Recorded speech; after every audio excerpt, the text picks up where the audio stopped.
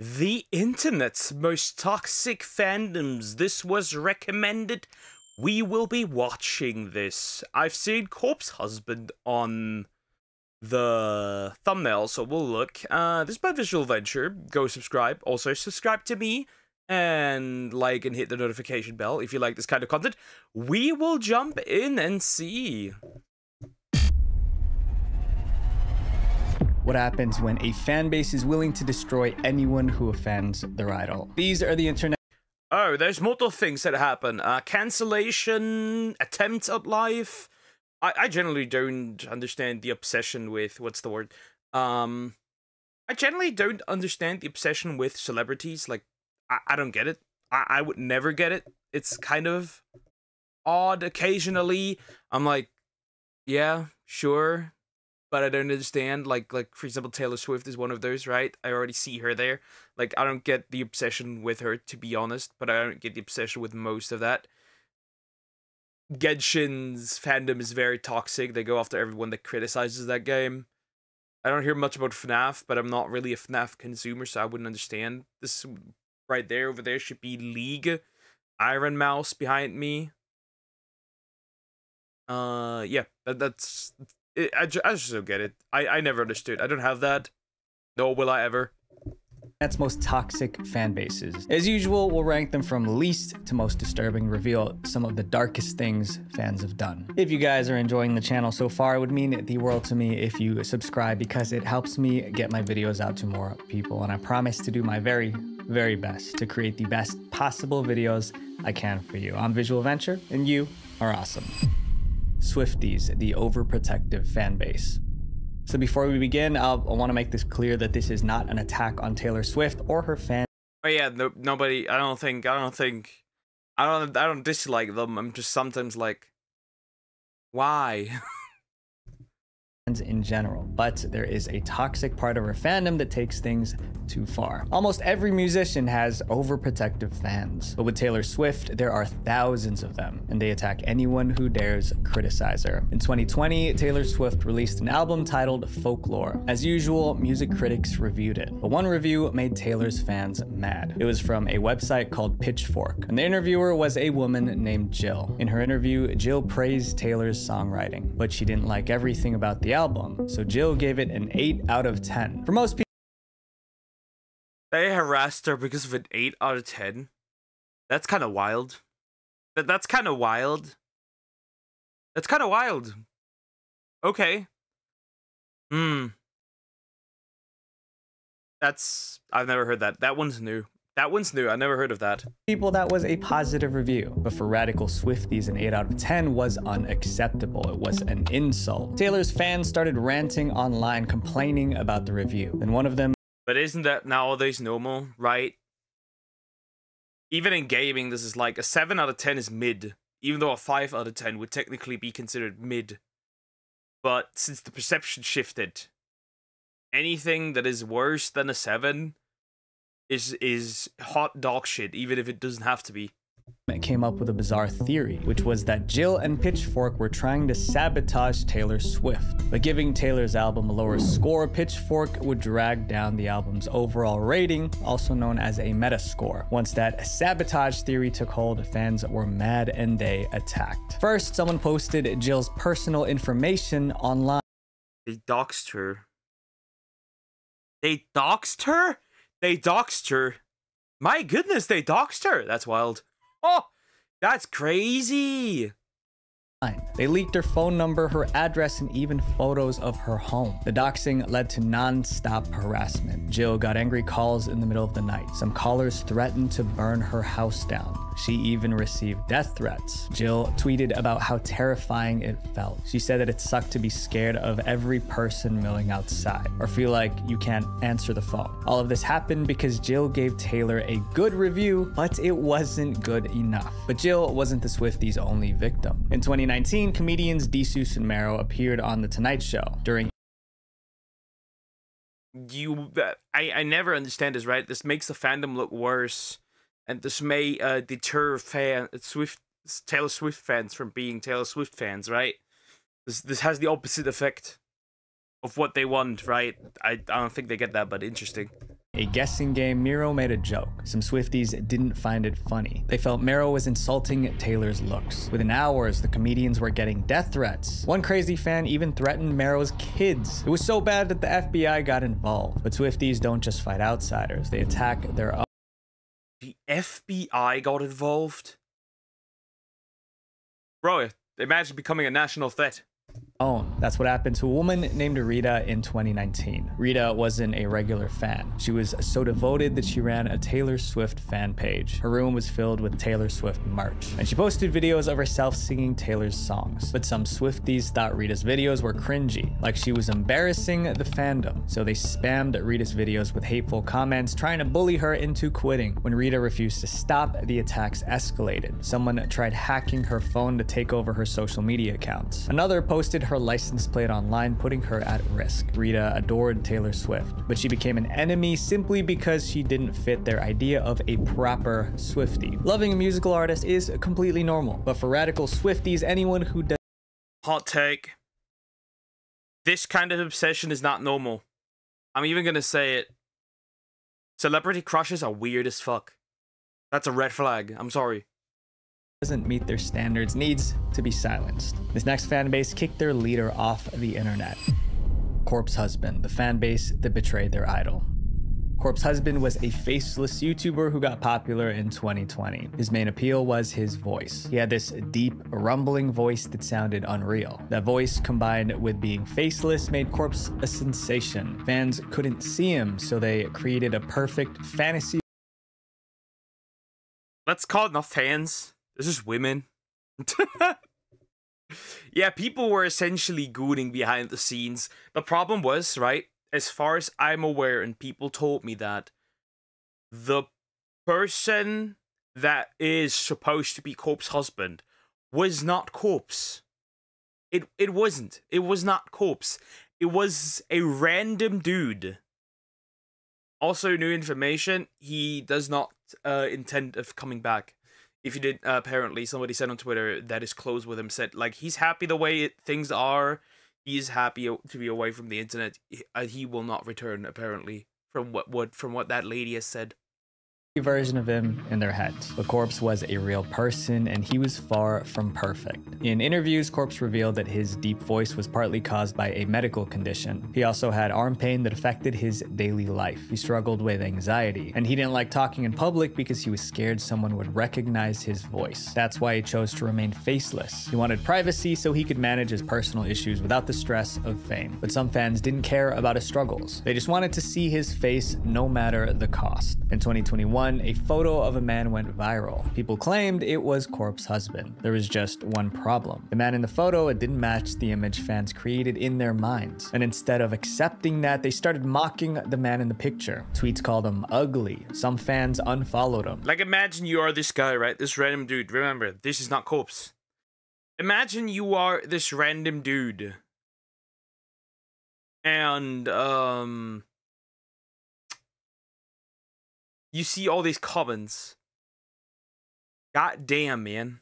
Someone tweeted, unsubbed, and unfollowed Corpse after seeing that face reveal. Like, I thought it was gonna be hot, but he's just some ugly creep. The fans were brutal, but the reaction revealed the truth. Some fans weren't following Corpse for who he was. They were following the fantasy they created. Also, it was never confirmed that the photo was actually Corpse. Fans might have been mocking a random person. Corpse could have addressed the photo directly.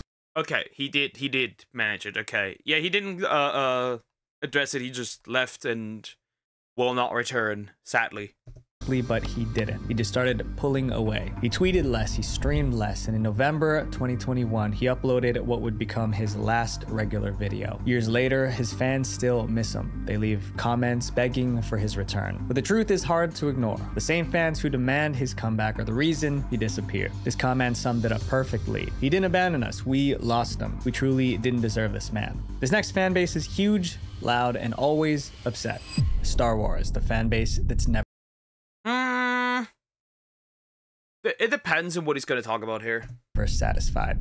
There's a saying that you can't please everyone. The Star Wars fanbase is proof of that. They've complained about everything: storylines, dialogue, characters, even little things like the color of lightsabers. And when Star Wars fans get upset, they get toxic. Star Wars fans love the original trilogy, but nearly everything released after has been a problem. In 1999, The Phantom Menace hit theaters. It was the I'm getting me honest, that movie is kinda ass.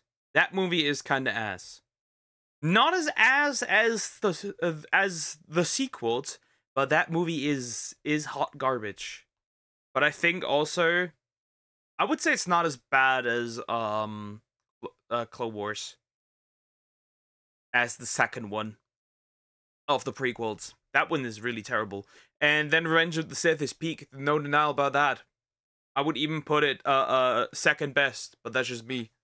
first movie after the original trilogy. It was also the first Star Wars movie in 16 years. Fans were excited until they actually saw the movie. Many hated the film. They felt it didn't capture the spirit of the originals. The backlash was so intense that it nearly ended the franchise. Disliking a movie doesn't make someone toxic, but how some fans expressed their anger was ugly. They started harassing the actors. Ahmed Best, the actor who played Jar Jar Binks, was their first target because they hated the character. They made Ahmed their punching bag. Ahmed's phone number. Obviously, that is way too far. let's not kid ourselves. Well, it's always doxing. I'm glad that there's barely anything you could do to dox me. There's no information of me out there, none on the internet. I only have Twitter and that's it. And YouTube. There's nothing of me out there. Number was leaked. His answering machine was filled with death threats. Over time, the harassment broke him. Ahmed became depressed. He was scared to leave his apartment. Jake Lloyd, the child actor, was the next target. He played young Anakin Skywalker. Being a child didn't save him. Some fans hated his acting, so they tried to find his address so they could camp outside his house and confront him. At school, what the fuck? It's a kid. I've never heard of this. Classmates bullied him constantly. He even got death threats. Because of all the negativity, Jake quit acting entirely. But these toxic fans just got worse. Whenever a new Star Wars movie came out, they found something I think that was the same with Diary of a Wimpy Kid, when they replaced a character and they didn't like the new one and harassed the new one. Same energy to complain about, and they started to contradict themselves. By the time The Force Awakens came out in 2015, the cycle was obvious. This time, fans said the movie played it too safe. Some claimed it was just a lazy remake of a previous Star Wars film. Because of that feedback, the creators took risks with the next Star Wars movie. They broke away from the classic formula, but fans hated that too. Now they said it strayed too far from the originals. It seemed the fan base didn't know what it wanted, and as usual, well, The Force Awakens has multiple problems. We have Rey, who is untrained, nothing. She is literally the definition of a Mary Sue. So the criticism for that one is, I wouldn't say they played it to save. It just isn't what it was supposed to be. The sequel trilogy was not needed. We got the perfect ending. You could have told different stories, but you refused. For example, Rogue One. People like Rogue One because it does feel like Star Wars. This is still Star Wars, but it's a weird, corrupted version of what it could be. Especially since, right, they teased Finn to be the Jedi, right? This random, would have been interesting, right? This random stormtrooper who could have been a Jedi, and then it became Rey, and nobody likes Rey. Second one is also ass, but I think there's different reasons for that. For one, people didn't like what they did with Luke. They did not like what they did with Luke. Like, this Luke cannot compete with Legends Luke. I'm sorry. They didn't just complain. They made life hell for Star Wars actors. They harassed one actress by mocking her looks. Once again, not harassing anybody. That's wrong. Leave the people be. They're not really at fault, right? The actors are not at fault, right? They're just acting. It's the writers. And even then you shouldn't harass them. We definitely give them criticism, because this is what I consider Star Wars slop. Someone even added offensive comments to her Wikipedia page. She had to quit Instagram to escape the attacks. Daisy Ridley, the lead actress, wasn't spared. Even new characters couldn't escape. In 2022, the Obi-Wan Kenobi series introduced a villain named Reva. Reva was a character that fans have been asking for, but once she appeared, the same fans didn't like her, so they turned on the actress who played.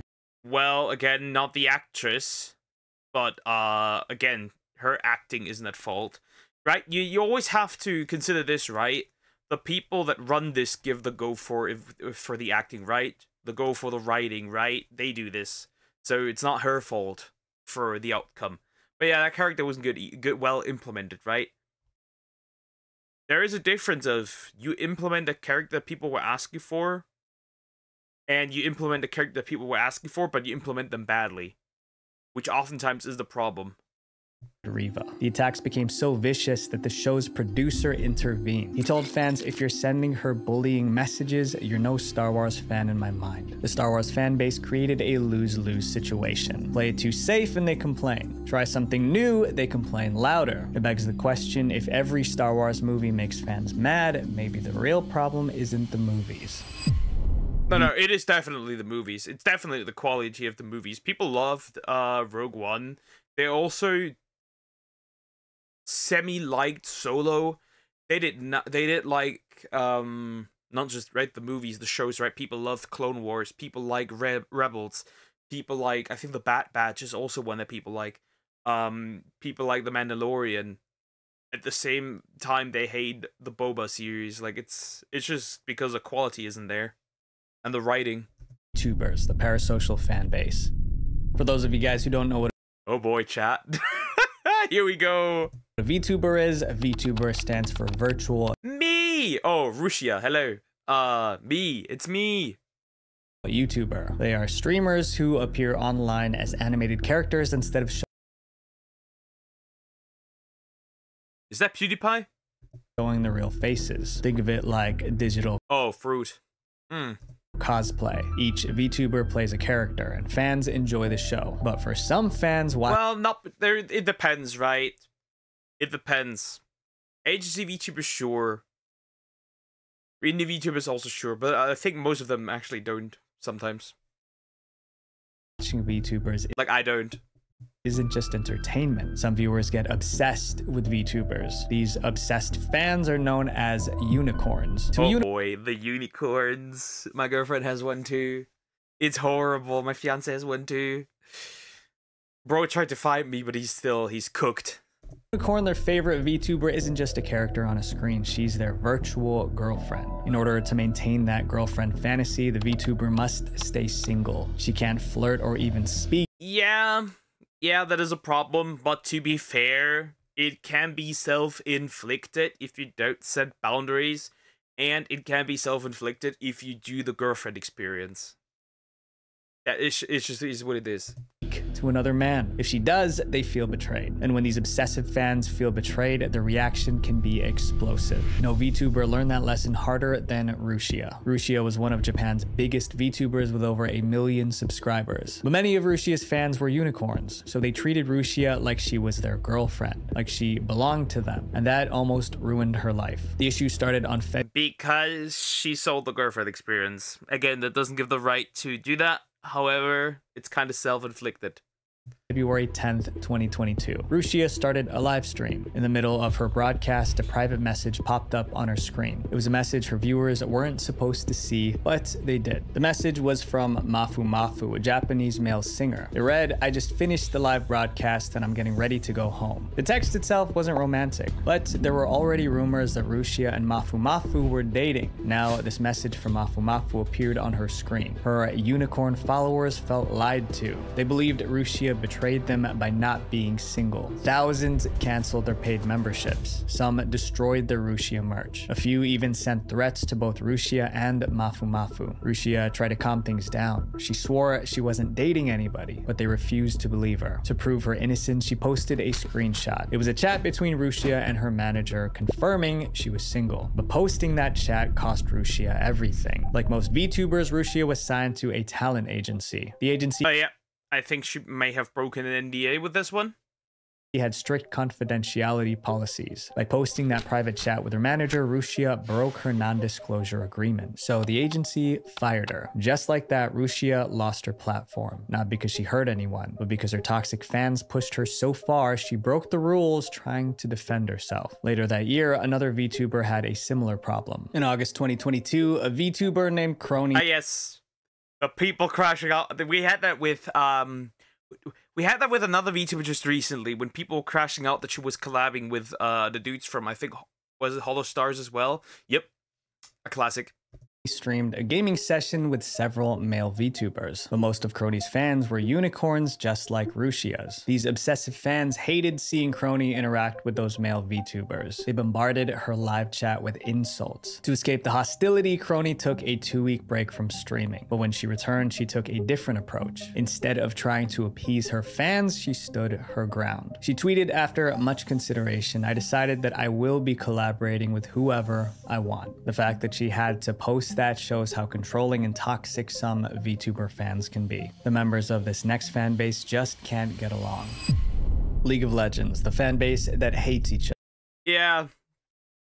That is not, there's nothing worse than being a League of Legends player. I'm sorry.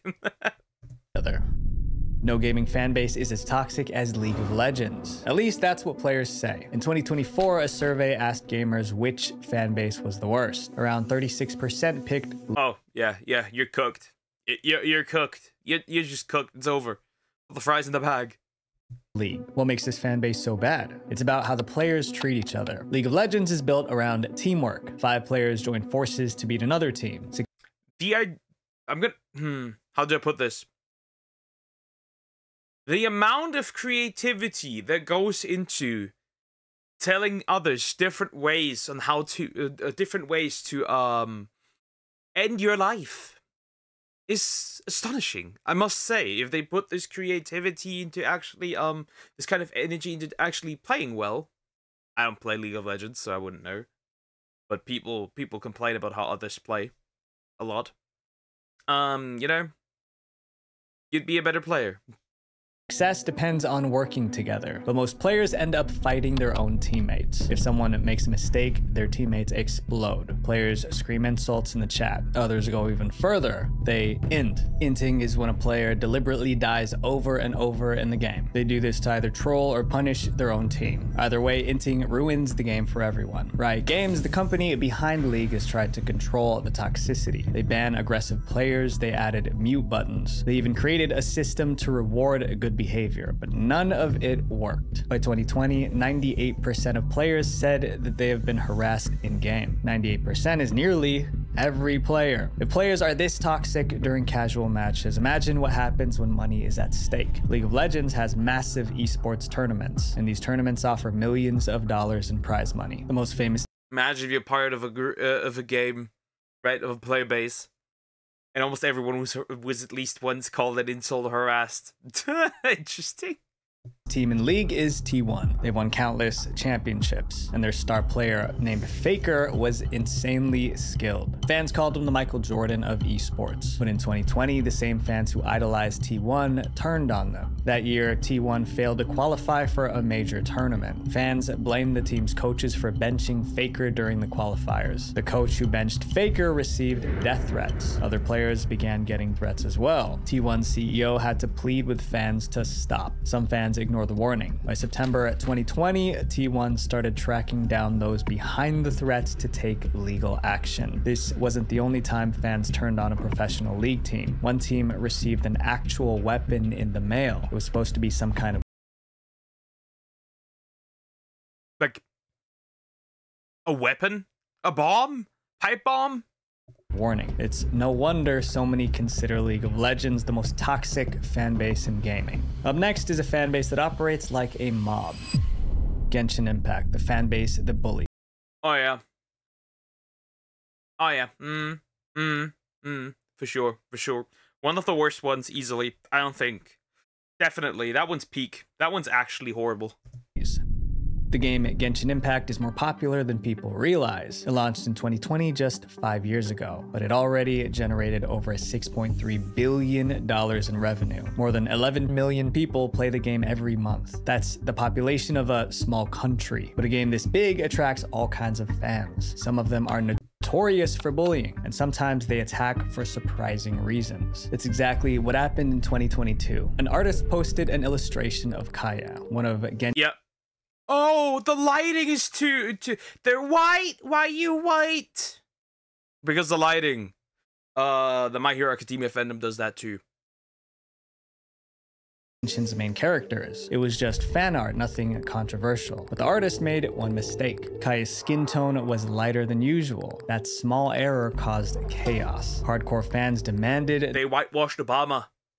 The artist delete the drawing. One comment said, draw him correctly or don't draw him at all. That was harsh, but some fans went further. Someone stole the drawing, darkened Kaya's skin, and reposted it. They claimed they fixed the art. The artist even tried to apologize. They tweeted, I didn't mean... Never bend the knee to these motherfuckers. Never. Don't ever. Don't. Whoever does it, don't. Don't. You can't draw characters the way you want. To paint Kaya's skin color brightly. It turned into this color unintentionally. I'm sorry for making you feel uncomfortable. But the apology didn't end the harassment. The attacks continued until the artist deleted their Twitter account. And this case was just the beginning. Genshin fans attack artists over little things, like drawing a character in the wrong outfit or the wrong pose. But it's not just artists who get attacked. Even actual employees working on the game have been targeted. In 2021, Genshin added a new character named Kokomi. Unfortunately, some players didn't like her, but they didn't just complain about the character. For some twisted reason, fans attacked the voice actress who played... Yeah, they went after the voice actress for some odd reason. Again, she had nothing to do with it. They still did it anyways. Kokomi. She was live streaming when the insults started. Her chat was filled with hateful comments. It got so bad that she had to turn off the comments. Remember, this voice actress was just an employee. Later, she posted that she only wanted a relaxed and happy environment, but the Genshin mob didn't back off. And this wasn't even the worst moment that year. In September of that year, Genshin celebrated its first anniversary. Fans expected huge rewards, but when the rewards were released, many were disappointed. They felt like the rewards weren't good enough. This time, they didn't just make hateful comments. They were, in fact, not good enough. This was probably the worst anniversary of any gacha game I've seen. See, we gacha players are spoiled with like other gacha games throwing rewards at us in like a bazillion ways for anniversaries, right? You get like last year we got like a guaranteed, for example, Dokkan Battle for the 10th anniversary. We got a guaranteed new character, right? Like straight up just guaranteed for free. They just gave you that and that's it, right? For free. Genshin doesn't do that. Their rewards are dog shit. So that one I understand. I just don't understand why they were targeting other games too. Online. They try to sink the whole ship. Thousands of Genshin fans went on the Google Play Store and review bombed the game. They all left 1-star reviews. On the Play Store, apps with low ratings can disappear from search results. So by review bombing the game, these fans were trying to bury it. The game's rating dropped from 4.5 stars to 2 stars. However, which is understandable. Google noticed what was happening, so Google deleted the fake reviews. But the fact that Google was trying to save the game made fans even angrier. Now, Genshin fans started review bombing Google's apps like Google Classroom. More than 20 apps across the Play Store were filled with fake negative reviews. The war only ended when the developers of Genshin Impact gave in. They added extra rewards to calm the fans down. If this community can sabotage their own game, what'll they do next? Up next is a fan base that chased away the... To be fair, they did deserve that because the game's dog. Like literally horseshit. Since like 5.0. Creator of their game. Five Nights at Freddy's, the feral fan base. Five Nights at Freddy's launched in 2014. It was an instant hit. Players took on the role of a night guard trapped in a haunted pizza shop. The game was filled with hidden clues and mysteries waiting to be solved. The community grew fast, but as the fan base exploded, so did its darker side. The game was created by Scott Cawthon, and in the early days, Scott was very active in forums. Scott listened to fans and shaped new games around. And Scott apparently disappeared lately because, you know, that just happens when a fan base becomes a little too, toxic. On their ideas. Fans loved having that connection, but the closer Scott stayed to the community, the more demanding it became. In 2015, FNAF 3 and 4 were released, but fans thought the games weren't scary enough. Others thought they were too easy, so angry fans attacked Scott directly. One fan even went after... Wow. The game that you've been playing for a while became less scary because you know the characters. Who would have guessed? after Scott's family. I mean, imagine threatening someone's family over a game. But the attacks didn't stop there. Later that year, Scott released the first Five Nights at Freddy's book. His co-author was a woman named Kira. But fans couldn't find much about her online, so they concluded she didn't exist. They accused Scott of lying and attacked him again. Scott later clarified that Kira was a professional writer, but he told her to make her accounts private because he expected weirdos and creeps to stop. Yeah. Good on him, smart. That means Scott realized how toxic the FNAF fandom was becoming. In 2016, it got worse. Scott launched a spin-off called FNAF World. The game was buggy, so fans hated it. Scott took the game down, fixed the issues, and re-released it for free. But fans kept criticizing Scott, calling him a sellout. When Scott deleted the worst comments, they accused him of censorship. He simply couldn't win with them. By 2021, he had enough. He stepped away from Five Nights at Freddy's completely. After Scott left, new developers took over to keep the franchise alive, but the toxic fans treated them even worse. In 2024, a fan project called FNAF in Real Time was cancelled. The developers revealed they were receiving threatening messages from angry fans. The harassment shook them so much that they abandoned the game too. The community that made FNAF a hit was tearing it apart. One FNAF fan on Reddit said it best: "We literally can't have anything anymore." My friends, being a pretty normal. That goes for most communities. Which is why I'm gonna straight up say it. Fandoms like that happen, all of these fandoms to be fair happen, because there's no gatekeeping. The good fans don't gatekeep these until the bad fans take over. For example, Uma Musume will be probably the global fandom will probably be one of the most toxic fan bases out there, on par with Genshin Impact, because it has already started. A fan of something isn't an excuse to hurt people. If there's one thing to take away from this video, it's this: we can enjoy good things without tearing others down. Visual Venture. I wished. That's just not the case, unfortunately. If you guys think this video about fandoms was pretty bad, oh, trust me, it gets worse, and it can even end in death. If you want to see the most disturbing internet fandoms part 1, click here. Love you guys. Peace. Interesting, there's a part 1. Maybe we should watch that. Anyways.